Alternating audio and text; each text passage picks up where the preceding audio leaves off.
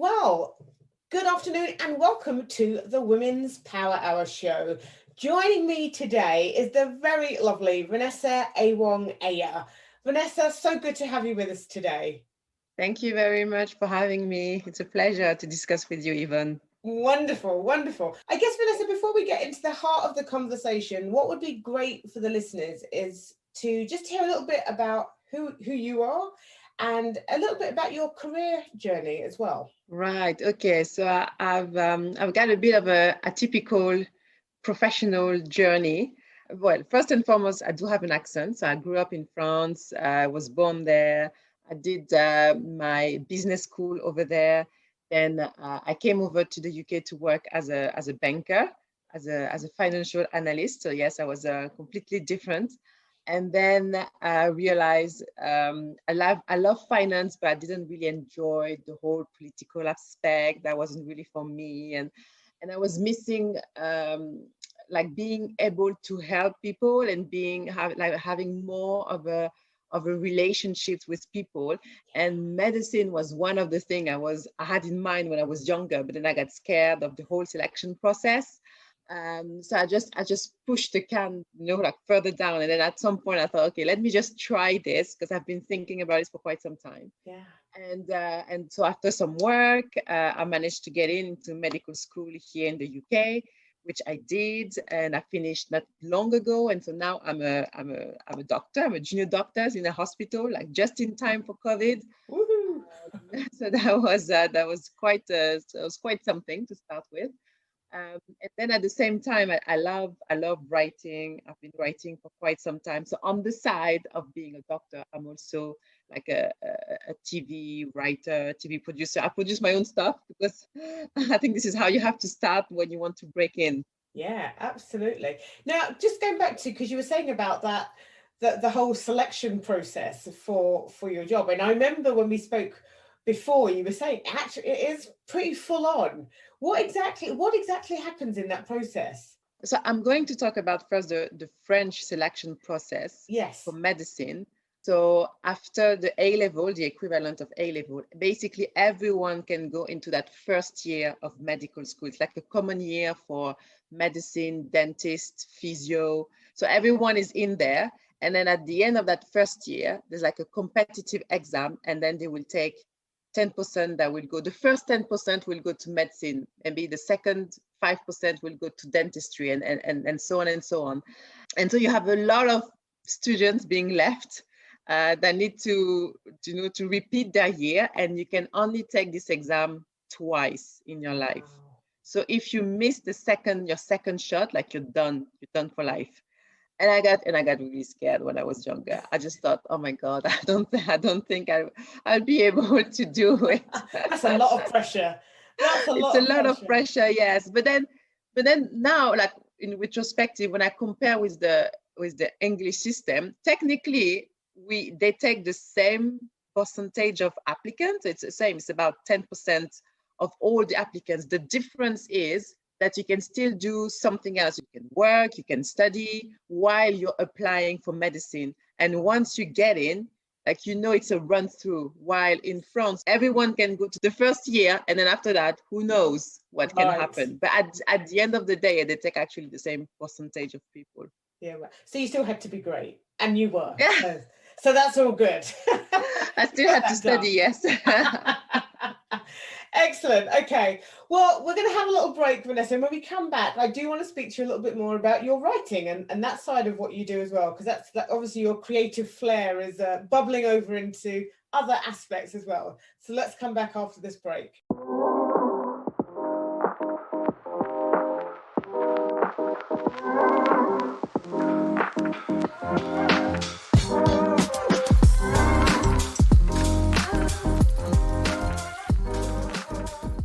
Right, so with me in the studio today is Vanessa, and she's going to be sharing a bit about her story, a bit of her business journey and personal journey as we talk around self-care as well. And you started off, Vanessa, by just telling us about kind of that transition from finance into becoming into the medical field, which I think is just such an interesting transition from finance to doctor, but all really good. So you do that, but you also mentioned the fact that you love writing and that you have started to produce some of your own things. And I know that you produced a kind of comedy business series. So just tell us a little bit about that. You know, what was the purpose of it? Who was it for? You know, and what do you hope to do with it? Sure.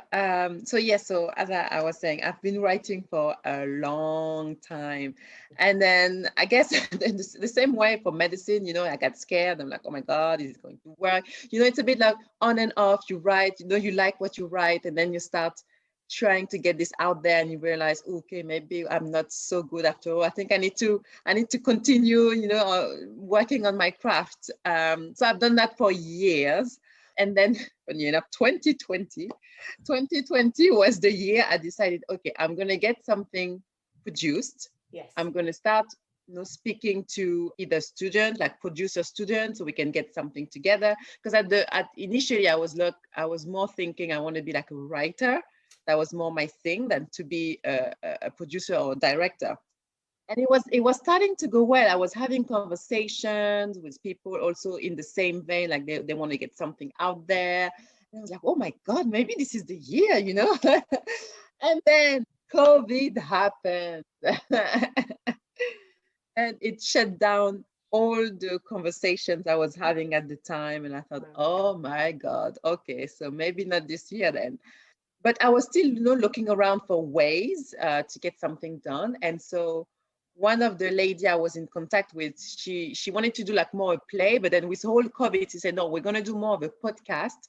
And we still like your writing. So instead of doing a play, can you turn this into a podcast? Right. So which I did. And that was my first table read with actors. And I was like, oh my God, like they're writing it's like they're listening, they're hearing, they're telling my lines. That was Wow. absolutely fantastic. Brilliant.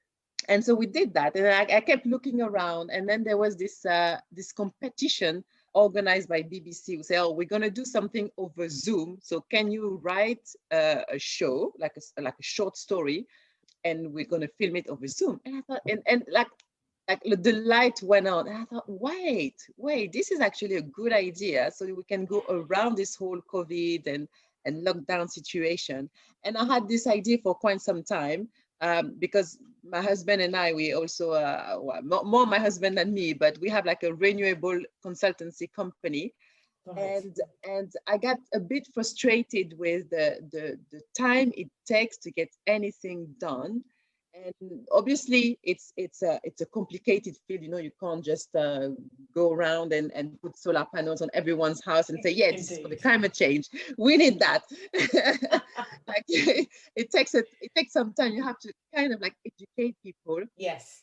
But one thing I've realized is, even though it like from an intellectual point of view, it makes sense to have solar panels, but from an emotional point of view, I thought that we were not there yet. And I thought we could do something about it, as in like, okay, we have the education, the documentary, everyone knows that, but do we have something people relate to and think, oh, wait, actually, this is cool.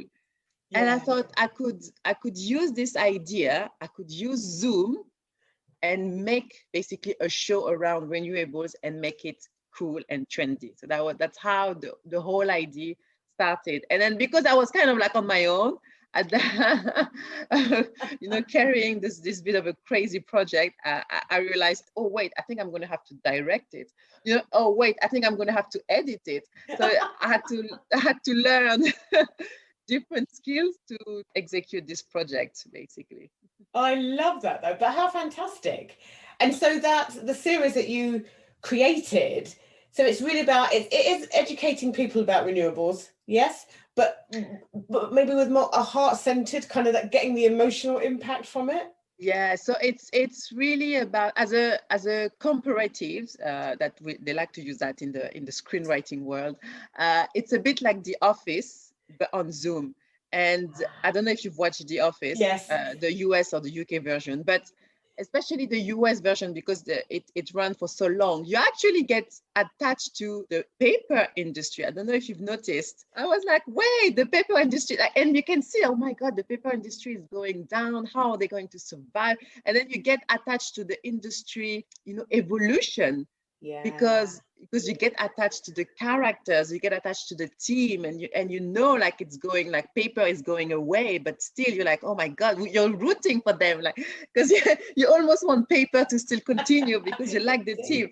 And I think it's because you get emotionally attached to the characters. So Exactly. that's kind of like the aim of the show, is you get attached to the character. So then suddenly you get attached to their mission, to their work, to the career, to the industry around them, and their industry is renewables. Wonderful. I love that. And of course, they always say this, don't they, in terms of, why do people buy things? And it's not necessarily because they need them. It's the emotional attachment that they have. So actually by pulling people in, I think also because renewables is such an important thing anyway, right here, right now, that if we can pull people in that way and kind of engage them in those conversations, and yes, attach to characters and kind of root for them, and in rooting for them, root for the very vision and the mission that they stand for. I love that. I think that makes brilliant sense. Love it. Absolutely fantastic. I have yet to watch it, but I'm gonna. It's on the list. On YouTube. Fantastic. Okay, Vanessa, let's have a little break, and then we're going to come back and talk a little bit more about self-care.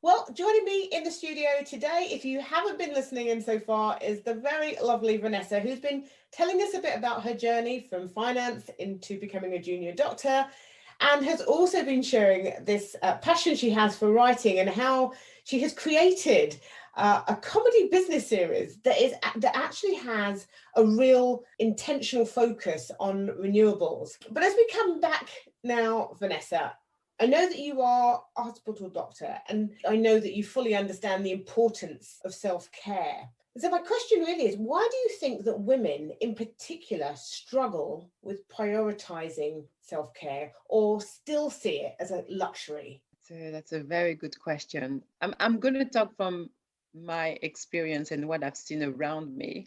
Yeah. I think women in particular, we want to do things right, and as much as possible perfect.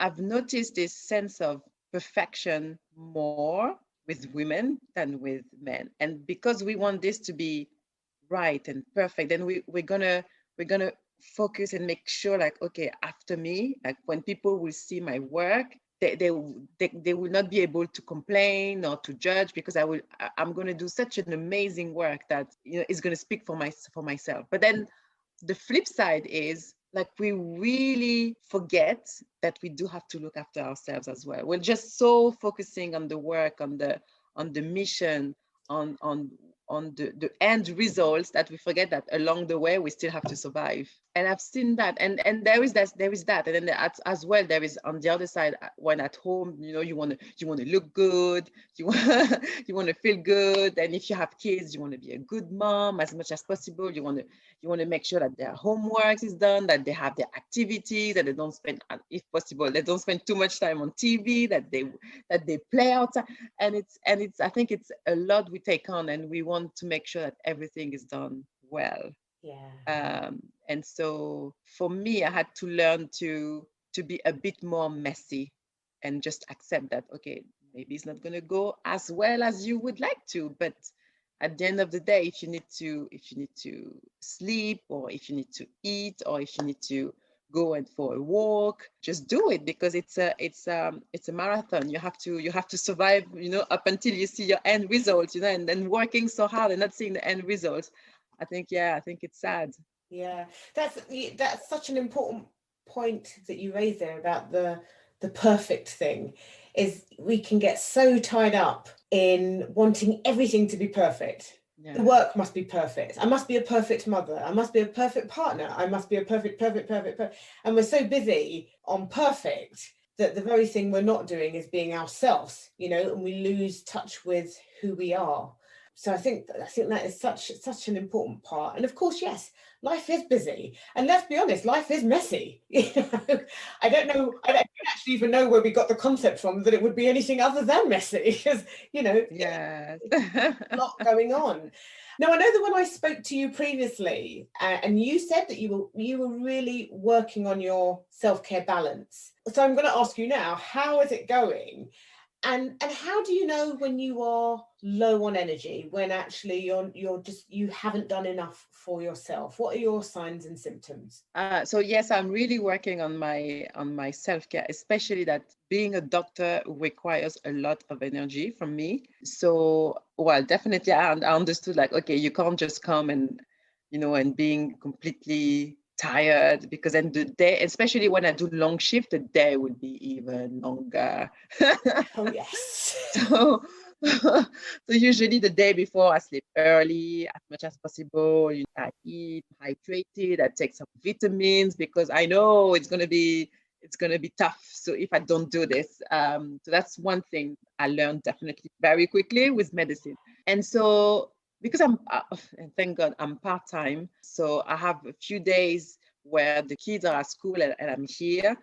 So usually these are the days for my other projects. Yes. But because I don't have as much deadlines, it's not like I'm in hospital. I'm at home, so I can be a bit more relaxed. Yes. So when I have days when I start my day, and then I'm on the computer, and then I start, you know, training on YouTube, you know, one video after another, and then and then maybe an hour down the line, I'm still on YouTube. Yeah. I'm like, okay, maybe this is one of those days I just need to relax. So I will test for like another 20 minutes to see if I'm still on YouTube, and then I will try for like another 15 minutes to go, okay, let's do a bit of work. Come on, let's do a bit of work. And then I see if I get the energy. If I don't get the energy, I'm just like, okay, maybe it's one of those days I just need to relax. And I will just relax. And then I would do maybe like a bit of admin, sending a few emails, because it doesn't require too much of thinking.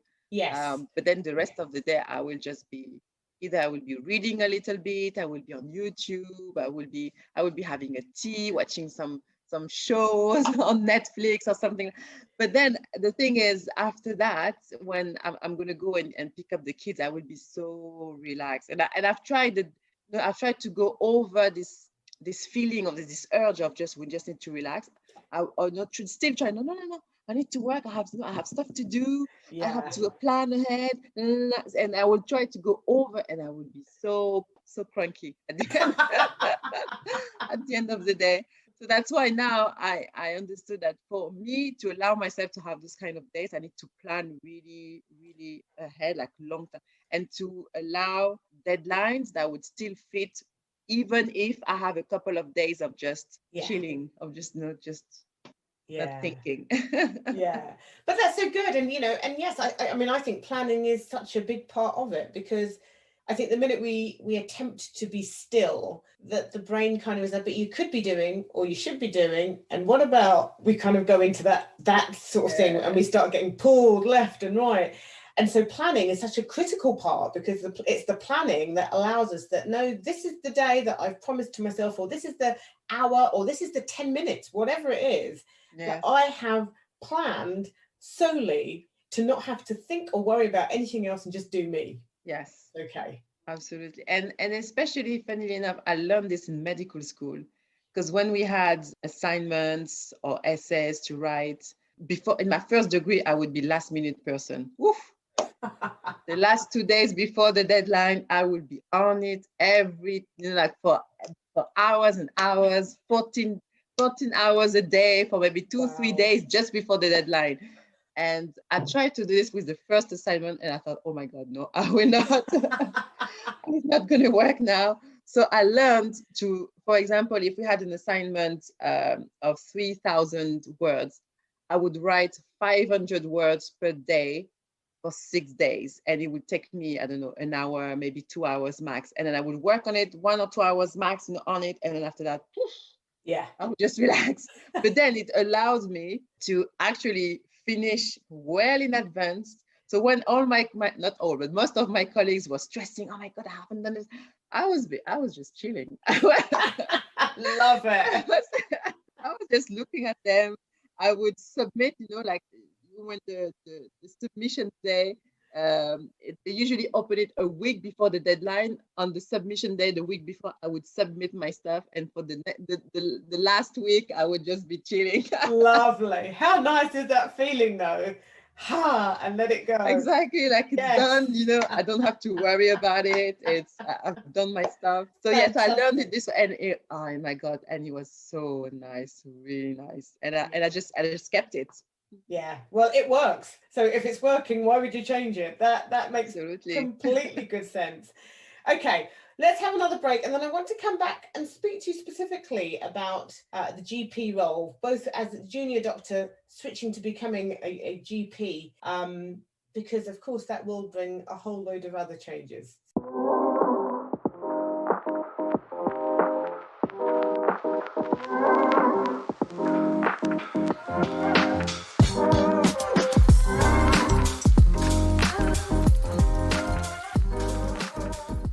Well, welcome back, everybody. With me is Vanessa. We've been talking about her career. We've been talking about self-care. And as a junior doctor, a hospital doctor, I know that your next step or your next goal is GP, right?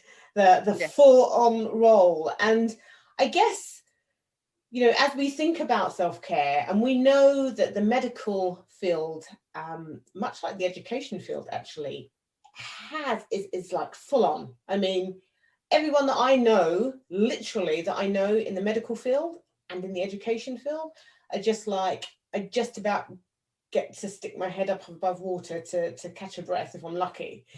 And so as you think about going into this role, how do you see yourself coping, and what strategies are you going to put in place to ensure that those almost lengthier hours than the ones that perhaps you've already been doing, how are you going to really manage that? Because what you don't want to do is burn out. You want to keep yourself well. And I think that's also an important part of role modeling for your children, is how to look after self. So have you started to think about, or have you given any thought to what those strategies are likely to be? Will they be any different from what you're already doing? I don't think there will be much different. When I got into medical school, I knew I wanted to be a GP. So it's not like it's something I've been thinking about for quite some time. And I had the opportunity to speak with other GPs.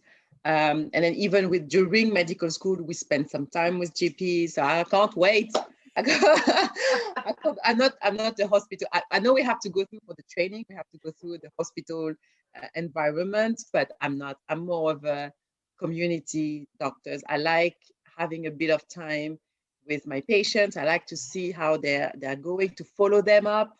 And in a hospital, one of the things is you actually get the results of tests, so which is quite nice. So then you can make quick decisions, but you don't necessarily follow them up. Yes. And that's the following aspect that I like about GP. Anyway, but to come back to your questions, for me, it's being part-time.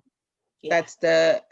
That's one of the beauty of this job, is that we have so much facility to be able to work part-time, and you can work a couple of days where you're in the surgery with the patients, but you can work a few other days being, I don't know, an educator. You can work in some groups to make sure that the quality of care continues. Yes. You can have special interest.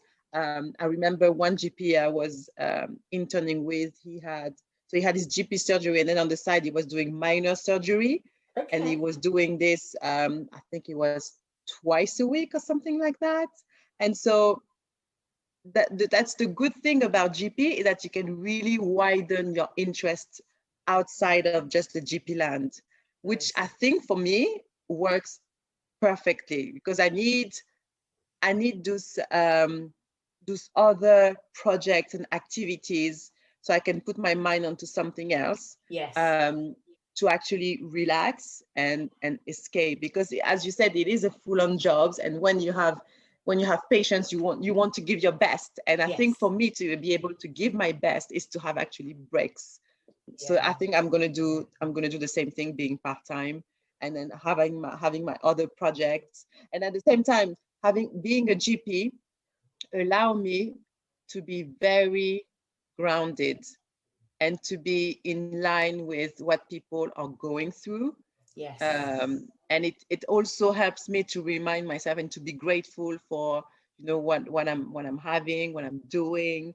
So that's why I like this community kind of aspect. It's such a privilege. Like people are telling us secrets. It's absolutely incredible. And so just for that, I feel like I still want to keep that relationship with my patients, but then in the same, for me to give my best to them, I still need my other project, if that makes sense. So that's my way of self-caring. Yes. I don't think I will change much once I become a GP. Yeah. Well, no, that's great. And as you said, I think actually knowing that you have a role where there's flexibility so that you can be part-time is in of itself is great, you know, because it means that, yeah, when I go in for my 2 days or 3 days, it's full on. I know what I'm going into. I mean, as you said, you signed up to that. On the other side is that you know that you've got another 3 or 4 days where you can do your creative work, where you've got, you know, time with the kids, where you've got time with yourself. And so, you know, that you can make that work, fantastic. And I guess it's getting to that place in these industries of really finding out what's available for you. You know, if working full time is just OTT, look for what else is available in that space, you know. And I think sometimes people are scared to ask for what they really need in the work environment. It's like, no, because I've got to do, and if I don't do, then they'll just throw me out and they'll get somebody else, instead of actually putting a case forward for what is required. You know, so you may not get it, but at least you've put it forward, at least you've asked for it, you know. And I always think the universe always finds a way of kind of giving back to you as well. So, you know, it's worth it. Excellent. Yes, absolutely. I had a few of my young colleagues, younger because they're younger than me. My young colleagues, when I told them, "Oh, I'm less than full time," they were asking, "Oh, and how is it?" I was like, "This is fantastic." That's how I survive. I don't know how you survive, but that's how I survive. So people were asking me, "Oh, do we need to have kids to be able to be part-time?" And I said, I'm not sure, but please, I mean, if it's fantastic. I know that then the training, it's a bit longer because we're less than full-time, but yeah, I don't know where I would be if I was full-time. Like, really. And it's true. My daughter-in-law is a GP. She is a doctor, and she's just gone back after maternity leave, and she's part-time. And so it's just, you know, although it's still full on, you know, she goes in, much like you've said, the days are full and the days are long, but then she's like, it's 2 days and then I can breathe, and then I can catch up with myself, and then I can catch up with my family. So yeah, I think the key to that is, you know, seek the opportunities and ask for what you need.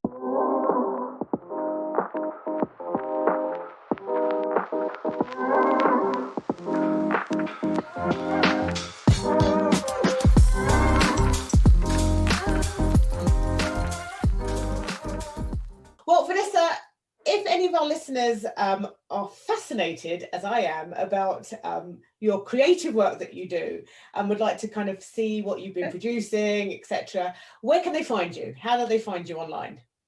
Sure. So the TV or the web series, I should call it, it's called Virtual Colleagues.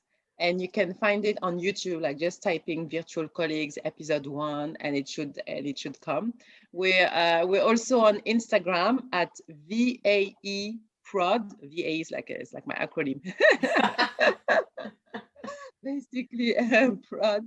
And where else am I? I'm also myself on Instagram at Dr. V of all trades. I think the name says it all. I love it. Dr. V mostly YouTube. Yeah, Dr. V of all trades. Yes. Love it. A well-rounded, holistic doctor.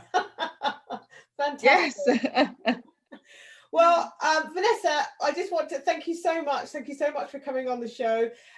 In fact, before we go, there's one other thing I'm going to ask you, and that is just to share your top self-care tips. What would you say if for the women who are listening in? What would be your top 1 or 2 tips that you would give them around self-care? Self-care. Okay. So me personally, I would say I'm a huge fan of herbal tea. And I like special type of brands, which are a bit expensive, but this is like my little pleasure. Yes. So this is me, like just when I want to relax, watch something nice on Netflix, YouTube, Amazon Prime, whatever. I have this tea with me. Sometimes I have a couple of chocolates, like chocolates squares, and this is heaven. So if you like teas, please indulge yourself. Go for teas and just enjoy for 10 minutes. So this is my self-care. Love it. Number 3, I would say. Number 2 is I meditate.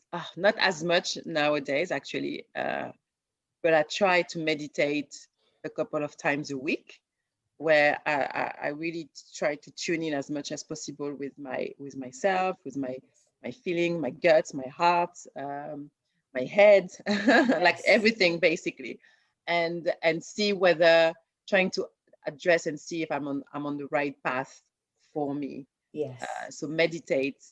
I know it's not easy for everyone, but for me it has been absolutely life-changing, and I've been meditating for 15 years, something like that. Wow. Easily. So yeah, and it's a journey, the same with the life. It's a journey. Meditation is a journey. And number 1 is to take time for myself. Yeah. This is a non-negotiable for me. Like if I don't have a bit of time for myself, I actually get really not really pleasant. I get angry, and I'm not usually the type of person to get angry, but when I didn't have that 5-10 minutes, just for me, thinking, escaping, I'm not the most pleasant person. I mean, I'm still pleasant, but not. I could be more pleasant if I had my time. So number 1, is to take time for myself. Yeah, fantastic. I think that's important for all of us to take, and it doesn't matter how long that time is, because we all have different things pulling us in different directions. But listen, if it's 5 minutes, it's 5 minutes. If it's an hour, it's an hour. But just take it, make it solid, and value yourself enough to know that you are absolutely deserving of it. So I totally hear that. Vanessa, thank you. Brilliant. Thank you so much for your time. Thank you so much for your insights and sharing your story. It's been a joy to have you on the Women's Power Hour show. Oh, thank you very much, Yvonne. I really liked it. Fantastic.